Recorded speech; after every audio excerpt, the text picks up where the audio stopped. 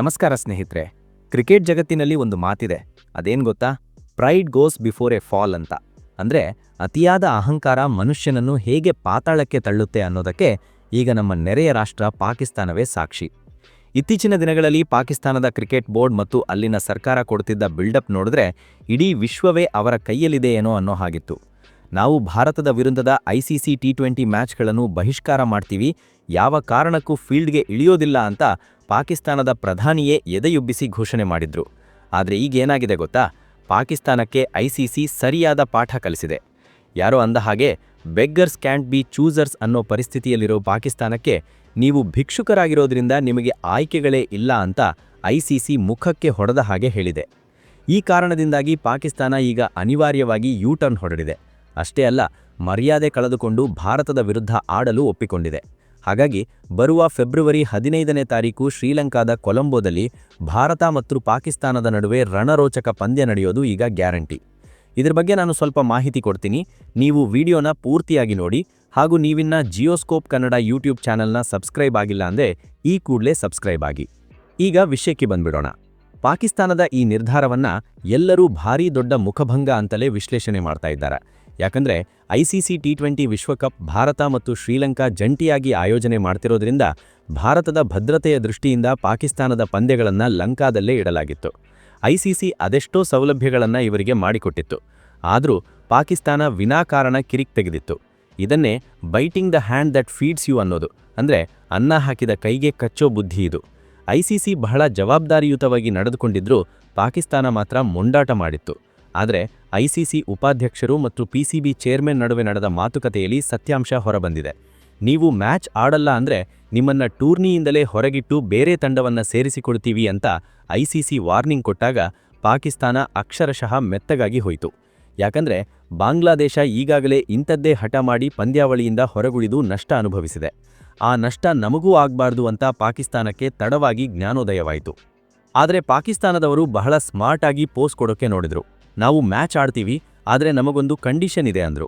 Pakistan ICC ಮುಂದೆ ಇಟ್ಟಿರೋ ಬೇಡಿಕೆಗಳ ಪಟ್ಟಿ ನೋಡಿದ್ರೆ ಎಂಥವರಿಗೂ ಇವರಿಗೆ ತಲೆಗಿಲೆ ಕೆಟ್ಟಿದೆಯಾ ಅನ್ಸೋದು ಗ್ಯಾರಂಟಿ. ಮೊದಲನೇದಾಗಿ, ಈ ಪಾಕಿಸ್ತಾನದವರು ನಮಗೆ ICC ಮೇಲೆ ನಂಬಿಕೆ ಇಲ್ಲ, ನಾವು ಭಾರತದ ವಿರುದ್ಧ ಆಡಬೇಕಾದ್ರೆ ಬಾಂಗ್ಲಾದೇಶದ ತಂಡವನ್ನ ಮತ್ತೆ ಟೂರ್ನಮೆಂಟ್ ಒಳಗೆ ಸೇರಿಸಿಕೊಳ್ಬೇಕು, ಅವರ ಮೇಲೆ ಹಾಕಿರೋ ಬ್ಯಾನ್ ತೆಗಿಬೇಕು ಅಂತ ಹಠ ಹಿಡಿದ್ರು. ಅಂದ್ರೆ ತಾನು ಮಣಿದರೂ ಕೂಡ ಬಾಂಗ್ಲಾದೇಶವನ್ನ ಬಚಾವ್ ಮಾಡೋ ದೊಡ್ಡ ಮನುಷ್ಯ ಅಂತ ತೋರಿಸಿಕೊಳ್ಳೋಕೆ ಹೋದ್ರು. ಎರಡನೆಯದಾಗಿ, ಭಾರತದ ಆಟಗಾರರು ಮ್ಯಾಚ್ ಮುಗಿದ ಮೇಲೆ ನಮ್ಮವರ ಜೊತೆ ಕೈ ಕುಲುಕಲೇಬೇಕು, ಹ್ಯಾಂಡ್ ಶೇಕ್ ಮಾಡಲೇಬೇಕು, ಯಾಕಂದ್ರೆ ಹೋದ ಸಲ ಅವರು ನಮಗೆ ಅವಮಾನ ಮಾಡಿದ್ರು ಅನ್ನೋ ಬಾಲಿಶ ಕಂಡೀಷನ್ ಇಟ್ರು. ಇನ್ನು ಮೂರನೆಯದಾಗಿ, ICC BCCI ಮೇಲೆ ಒತ್ತಡ ಹಾಕಿ ನಮಗೆ ಬೈಲ್ಯಾಟ್ರಲ್ ಸೀರೀಸ್ ಕೊಡಿಸಬೇಕು ಅಂತ ಏನೇನೋ ಕನಸು ಕಂಡ್ರು. ಆದರೆ ICC ಇದೆಯಲ್ಲ, ಅದು ಇವರ ಯಾವ ಆಟಕ್ಕೂ ಬಗ್ಲಿಲ್ಲ.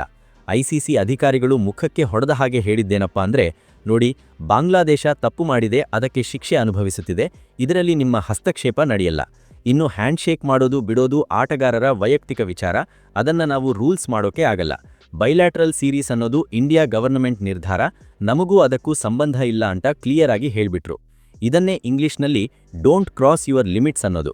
ನೀವು ಮ್ಯಾಚ್ ಆಡಿದ್ರೆ ಆಡಿ, ಇಲ್ಲದಿದ್ರೆ ಗಂಟು ಮೂಟೆ ಕಟ್ಕೊಂಡು ಮನೆಗೆ ಹೋಗಿ, ನಿಮ್ಮ ಜಾಗಕ್ಕೆ ನಾವು ಬೇರೆ ಟೀಮ್ ತಗೊಳ್ತೀವಿ ಅಂತ ICC ಧಮಕಿ ಹಾಕಿದ ತಕ್ಷಣ ಪಾಕಿಸ್ತಾನದ ಎಲ್ಲ ಡಿಮಾಂಡ್ಗಳು ಫುಲ್ ಫ್ಲಾಪ್ ಆದವು.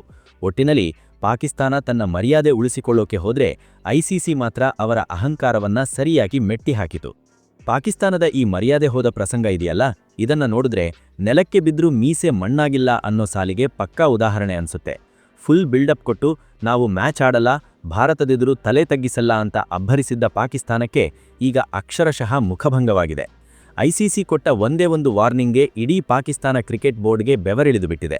ತಾನು ಹೇಳಿದ್ದನ್ನೇ ನಡೆಸಬೇಕು ಅಂತ ಹಠ ಹಿಡಿದಿದ್ದ ಪಾಕಿಸ್ತಾನಕ್ಕೆ ಈಗ ನಾಯಿ ಬಾಲ ಡೊಂಕು ಅನ್ನೋ ಹಾಗೆ ತನ್ನ ಹಠ ಬಿಟ್ಟು ಮೈದಾನಕ್ಕೆ ಬರೋದು ಅನಿವಾರ್ಯವಾಯಿತು. ಇದನ್ನೇ ಇಂಗ್ಲಿಷ್ನಲ್ಲಿ ಈಟಿಂಗ್ ಹಂಬಲ್ ಪೈ ಅಂತಾರೆ. ಅಂದ್ರೆ ತಾನೇ ದೊಡ್ಡವನು ಅಂತ ಮೆರೆದು ಆಮೇಲೆ ಅವಮಾನ ಅನುಭವಿಸಿ ಮೌನವಾಗೋದು. ಪಾಕಿಸ್ತಾನದ ಪ್ರಧಾನಿಯೇ ನೇರವಾಗಿ ಈ ವಿಷಯದಲ್ಲಿ ಮೂಗು ತೂರಿಸಿ ಆಮೇಲೆ ICC ಧಮಕಿಗೆ ಹೆದರಿ ಹಿಂದೆ ಸರಿದಿರೋದು ಇಡೀ ವಿಶ್ವದ ಮುಂದೆ ಅವರಿಗೆ ಭಾರಿ ಮಜಾ ಕೊಟ್ಟಿದೆ. ದೇಶದ ಜನರ ಮುಂದೆ ನಾವು ಕಿಂಗ್ ಅಂತ ಪೋಸ್ ಕೊಟ್ಟು ಒಳಗಡೆ ICC ಕಾಲಿಗೆ ಬಿದ್ದು ಸ್ವಾಮಿ ಬ್ಯಾನ್ ಮಾತ್ರ ಮಾಡಬೇಡಿ, ಮ್ಯಾಚ್ ಆಡ್ತೀವಿ ಅಂತ ಗೋಗರೆದಿರೋದು ಈಗ ಗುಟ್ಟಾಗಿ ಉಳಿದಿಲ್ಲ. ಈ ಯೂ-ಟರ್ನ್ ಹೇಗಿದೆ ಅಂದ್ರೆ, ದೊಡ್ಡ ದೊಡ್ಡ ಡೈಲಾಗ್ ಹೊಡೆದು ಆಮೇಲೆ ಅಕ್ಕಪಕ್ಕದವರು ನಗ್ತಾರೆ ಅಂತ ಗೊತ್ತಾದಾಗ ಮರ್ಯಾದೆ ಉಳಿಸಿಕೊಳ್ಳೋಕೆ ಏನೇನೋ ಸಬೂಬು ಹುರುಕೋ ಥರ ಇದೆ. ಒಟ್ಟಿನಲ್ಲಿ ಪಾಕಿಸ್ತಾನಕ್ಕೆ ಈ ಬಾರಿ ಐಸಿಸಿ ಮತ್ತು ಬಿಸಿಸಿಐ ಸೇರಿ ಅದೆಂಥ ಶಾಕ್ ಕೊಟ್ಟಿವೆ ಅಂದ್ರೆ ಮುಂದಿನ ಸಾರಿ ಇಂಥದ್ದೇ ಏನಾದರೂ ನಖರ ಮಾಡೋಕ್ಕೂ ಮುಂಚೆ 10 ಸಲ ಯೋಚನೆ ಮಾಡ್ತಾರೆ. ಇವತ್ತು ಪಾಕಿಸ್ತಾನದ ಮಾಧ್ಯಮಗಳಲ್ಲೇ ನಮ್ಮ ಮರ್ಯಾದೆ ಹರಾಜಾಯಿತು ಅಂತ ಚರ್ಚೆ ಆಗ್ತಾ ಇರೋದು ನೋಡಿದ್ರೆ ಇದಕ್ಕಿಂತ ದೊಡ್ಡ ಅವಮಾನ ಅವರಿಗಿನ್ನೊಂದಿಲ್ಲ ಅನ್ಸುತ್ತೆ. ಇದನ್ನೇ ಹೇಳೋದು action speak louder than words ಅಂತ. ಬರೀ ಬಾಯಲ್ಲಿ ಬೊಗಳಿದ್ರೆ ಸಾಲದು, ಯೋಗ್ಯತೆ ಇರಬೇಕು ಅನ್ನೋದು ಪಾಕಿಸ್ತಾನಕ್ಕೆ ಈಗ ಸರಿಯಾಗಿ ಮನವರಿಕೆ ಆಗಿದೆ. ಪಾಕಿಸ್ತಾನದವರು ಮರ್ಯಾದೆ ಉಳಿಸಿಕೊಳ್ಳೋಕೆ ಹೂಡಿದ ಇನ್ನೊಂದು ದೊಡ್ಡ ಸ್ಕೆಚ್ ಅಂದ್ರೆ ಈ ಶ್ರೀಲಂಕಾ ಅಧ್ಯಕ್ಷರ ಸುಳ್ಳು ಕಥೆ. ಯಾವಾಗ ಐಸಿಸಿ ಇವರಿಗೆ ಸರಿಯಾಗಿ ಬೆವರಿಳಿಸಿತೋ ಆಗ ಪಾಕಿಸ್ತಾನಿ ಮಾಧ್ಯಮಗಳು ಒಂದು ಹೊಸ ರಾಗ ಶುರು ಮಾಡಿದ್ವು. ನೋಡಿಪ್ಪ, ನಮಗೆ ಭಾರತದ ವಿರುದ್ಧ ಆಡೋಕೆ ಇಷ್ಟ ಇರಲಿಲ್ಲ, ಅದೇ ಪಾಕಿಸ್ತಾನದ ಪ್ರಧಾನಿಗೆ ಸ್ವತಃ ಶ್ರೀಲಂಕಾ ಅಧ್ಯಕ್ಷರೇ ಫೋನ್ ಮಾಡಿ ಗೋಗರೆದಿದ್ದಾರೆ, ನೀವು ಮ್ಯಾಚ್ ಆಡದೆ ಹೋದ್ರೆ ನಮಗೆ ಭಾರೀ ಆರ್ಥಿಕ ನಷ್ಟ ಆಗುತ್ತೆ, ಪ್ಲೀಸ್ ಬಂದು ಆಡಿ ಅಂತ ಕಾಲ್ ಹಿಡಿದಿದ್ದಾರೆ, ಅದಕ್ಕೆ ನಾವು ದೊಡ್ಡ ಮನಸ್ಸು ಮಾಡಿ ಒಪ್ಪಿಕೊಂಡಿದ್ದೀವಿ ಅಂತ ಭರ್ಜರಿ ಬಿಲ್ಡಪ್ ಕೊಟ್ಕೊಂಡ್ರು. ಇದನ್ನೇ ಗುಬ್ಬಚ್ಚಿ ಮೇಲೆ ಬ್ರಹ್ಮಾಸ್ತ್ರ ಬಿಟ್ಟ ಹಾಗೆ ಸಣ್ಣ ವಿಷಯವನ್ನ ದೊಡ್ಡದು ಮಾಡಿ ತೋರಿಸೋದು. ಆದರೆ ಅಸಲಿ ವಿಷಯ ಏನು ಗೊತ್ತಾ? ಶ್ರೀಲಂಕಾ ಅಧ್ಯಕ್ಷರು ಇವರಿಗೆ ಫೋನ್ ಕೂಡ ಮಾಡಿರಲಿಲ್ಲ, ಮಾತನಾಡೂ ಇರಲಿಲ್ಲ. ನಿಜ ಹೇಳಬೇಕಂದ್ರೆ ಶ್ರೀಲಂಕಾ ಕ್ರಿಕೆಟ್ ಬೋರ್ಡ್ನವರು ಪಿಸಿಬಿ ಅಧ್ಯಕ್ಷ ನಖ್ವಿಗೆ ಒಂದು ಪತ್ರ ಬರೆದು, ನೋಡಿ ಮ್ಯಾಚ್ ಕ್ಯಾನ್ಸಲ್ ಆದ್ರೆ ಟೂರಿಸಂಗೆ ಪೆಟ್ಟು ಬೀಳುತ್ತೆ ಅಂತ ವಿನಂತಿ ಮಾಡಿದ್ರಷ್ಟೇ. ಇದನ್ನೇ ಪಾಕಿಸ್ತಾನದವರು ತಮಗೆ ಬೇಕಾದ ಹಾಗೆ ತಿರುಚಿ ಇಡೀ ದೇಶದ ಅಧ್ಯಕ್ಷರೇ ನಮಗೆ ಶರಣಾದರು ಅನ್ನೋ ರೇಂಜ್ಗೆ ಸುಳ್ಳು ಹಬ್ಬಿಸಿದ್ರು. ಇವರ ಈ ನಾಟಕ ಹೇಗಿದೆ ಅಂದ್ರೆ ಮಾರುಕಟ್ಟೆಯಲ್ಲಿ ಗೂಟಕ್ಕೆ ಕಟ್ಟಿರೋ ಎಮ್ಮೆ ಬೆಲೆ ಕೇಳೋಕೆ ಹೋದವನು ನಾನೇ ಆ ಎಮ್ಮೆಗೆ ಬೆಲೆ ಕಟ್ಟಿದೆ ಅಂತ ಬಿಲ್ಡಪ್ ಕೊಟ್ಟ ಹಾಗಿದೆ. ಅಂತಿಮವಾಗಿ ಪಾಕಿಸ್ತಾನಕ್ಕೆ ಗೊತ್ತಿದೆ ಈ ಸುಳ್ಳು ಕಥೆ ಕಟ್ಟದಿದ್ರೆ ದೇಶದ ಜನ ಇವರನ್ನು ಸುಮ್ಮನೆ ಬಿಡಲ್ಲ ಅಂತ. ಇದನ್ನೇ ಲೈಸ್ ಹ್ಯಾವ್ ಶಾರ್ಟ್ ಲೆಗ್ಸ್ ಅಂತಾರಲ್ಲ, ಹಾಗೆ ಪಾಕಿಸ್ತಾನದ ಈ ಸುಳ್ಳು ಈಗ ಇಡೀ ಪ್ರಪಂಚದ ಮುಂದೆ ಬಯಲಾಗಿದೆ. ಒಟ್ಟಿನಲ್ಲಿ ಸ್ನೇಹಿತರೆ, ಈ ಎಲ್ಲ ಸರ್ಕಸ್ ನೋಡಿದ್ರೆ ಒಂದಂತೂ ಸ್ಪಷ್ಟವಾಗಿ ಅರ್ಥವಾಗುತ್ತೆ, ಅತಿಯಾದ ಅಹಂಕಾರ ಮನುಷ್ಯನನ್ನು ಹೇಗೆ ಪಾತಾಳಕ್ಕೆ ತಳ್ಳುತ್ತೆ ಅಂತ. ಮೊದಲು ಅಬ್ಬರಿಸಿ ಬೊಬ್ಬೆ ಹೊಡೆದು ನಾವು ಮ್ಯಾಚ್ ಆಡಲ್ಲ, ಭಾರತದೆದುರು ತಲೆ ತಗ್ಗಿಸಲ್ಲ ಅಂತ ಅಬ್ಬರಿಸಿದ್ದ ಪಾಕಿಸ್ತಾನಕ್ಕೆ ಈಗ ಐಸಿಸಿ ಸರಿಯಾಗಿ ಬಿಸಿ ಮುಟ್ಟಿಸಿದೆ. ಯಾವಾಗ ಐಸಿಸಿ ಇವರ ಜುಟ್ಟು ಹಿಡಿಯಿತೋ ಆಗ ಬಾಲ ಮುದುರಿಕೊಂಡು ಮೌನವಾಗಿ ಮೈದಾನಕ್ಕೆ ಇಳಿಯಲು ಒಪ್ಪಿಕೊಂಡಿರೋ ಈ ಪಾಕಿಸ್ತಾನದ ಸ್ಥಿತಿ ನೋಡಿದ್ರೆ ನೆಲಕ್ಕೆ ಬಿದ್ದರೂ ಮೀಸೆ ಮಣ್ಣಾಗಿಲ್ಲ ಅನ್ನೋ ಹಾಗಿದೆ. ಇನ್ನು ಫೆಬ್ರವರಿ 15ರಂದು ಕೊಲಂಬೋದ ಮೈದಾನದಲ್ಲಿ ಅಸಲಿ ಆಟ ಶುರುವಾದಾಗ ಗೊತ್ತಾಗುತ್ತೆ ಈ ಸುಳ್ಳು ಬಿಲ್ಡಪ್ಗಳು ಮೈದಾನದಲ್ಲಿ ಕೆಲಸ ಮಾಡಲ್ಲ ಅಂತ.